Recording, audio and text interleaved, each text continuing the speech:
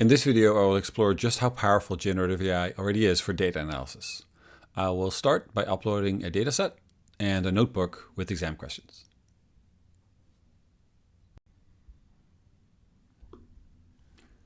Let's upload the Excel file and the notebook that has the questions in it, and let's give ChatGPT its instructions. I need you to answer the questions in the attached Python notebook, period. The data I attached should be used for the analysis, period. Please provide full answers and adjust the code if any errors occur.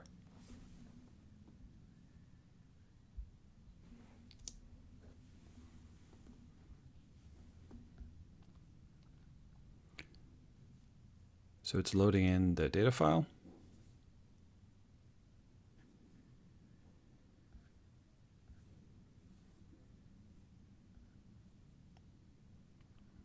And opening the notebook.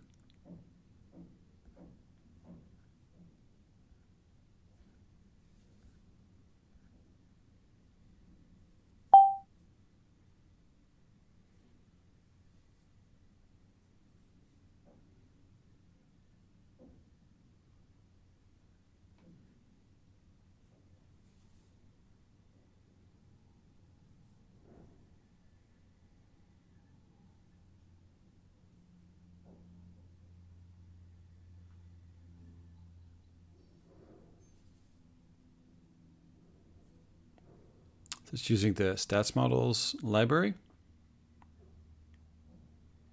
and figuring out how to set up the logistic regression.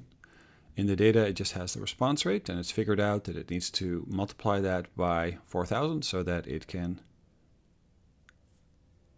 create an expanded data set. It's only a few rows, but each row represents a lot of observations, so it estimates its logistic regression. Sets everything to categorical variables exactly how it should.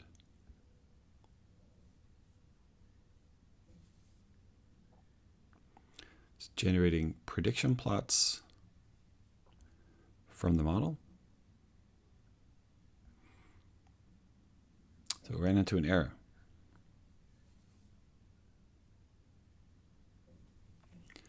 But it's adjusting the code. Let's see if it figured it out properly.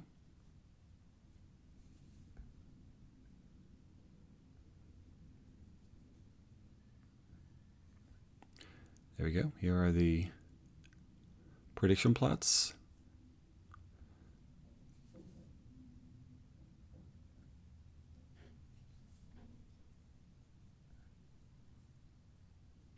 One thing that it is missing is it doesn't mention the interpretation that it should keep all else constant.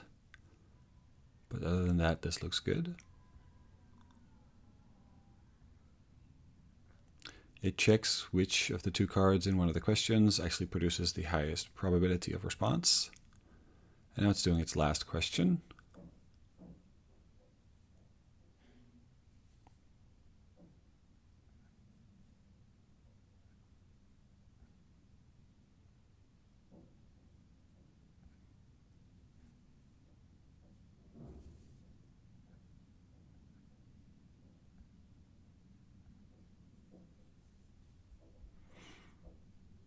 All right, so it looks like it's answered all the questions. Let's ask it to add the information to the Python notebook. Can you add all your answers to the Python notebook, please? Question mark. I would like to be able to download it when you're done.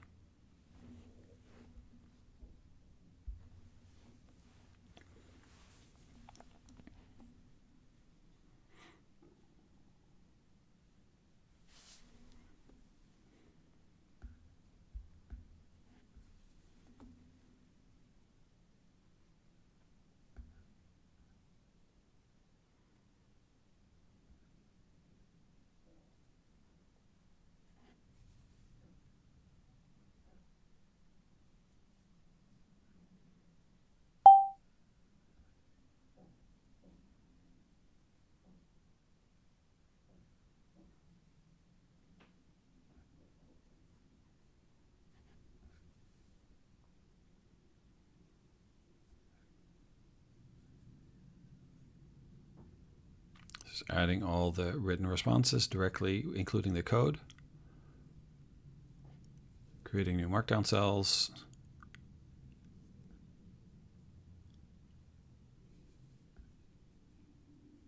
And here's the file for us to download.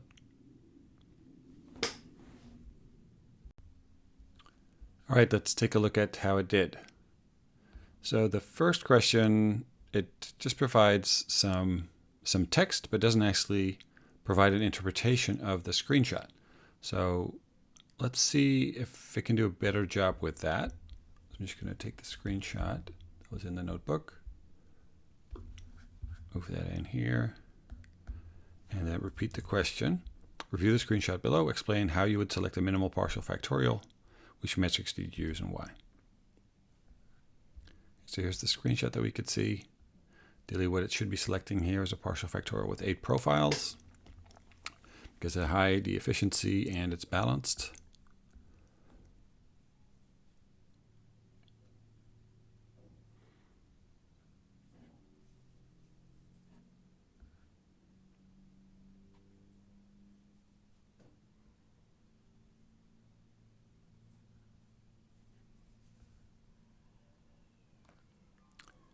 So it does a good job with that. It tells us to choose the 8 factor partial factorial.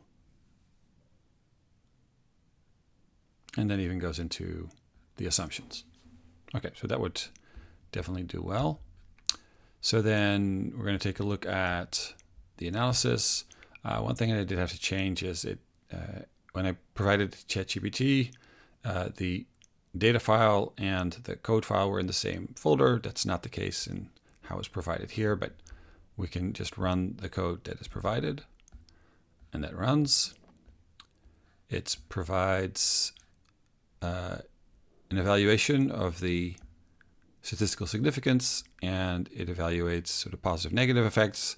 Not a ton of detail here. Again, I wish it would have added keeping all other factors constant, but it made them categorical, which is likely the best move here. So we've got our prediction plots, and here's its answer for the third question. It creates specification for what it wants to predict on, generates those answers, and those are indeed correct. And it answers that information here. Master has a higher predicted probability of response. And this last one is evaluate sort of the best and worst possible options available, and it provides that and does that well.